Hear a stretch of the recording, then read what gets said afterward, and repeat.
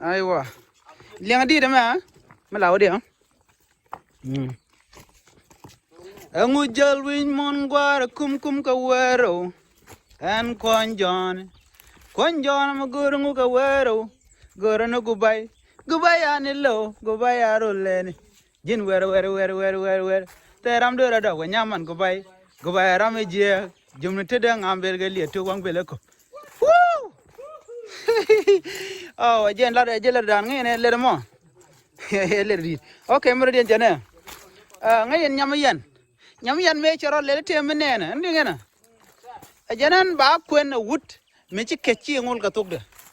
Ka wonen warta la ka kiti ngol ga tok en let karo. Ci le dawling ne tonga. Ja bu kwen let. Woda me ci goy gan let. Ci nyamayan ci lu njok. Ajan gwagde ka dit. Mama lemnie duel. Cha joga jin nga cho en nyamayan. Cha jo nyamayan nyade ku gurungu ke wadat. Chamat jog madin chende to chende nyen kam winero. Che jogna nyamayan nyada woro wan. Me udur joga gam. Poinda dur jog chaben.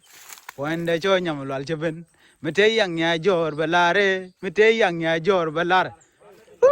Chupan tuk de. Chukana kol. Ana kwa lono urga. Kilo na tes. Amen. Kem. Kem. Ajen phone kem phone. Amen.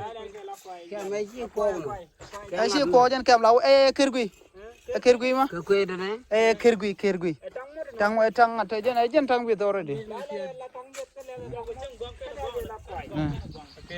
Kirgui den ana point. Kirgui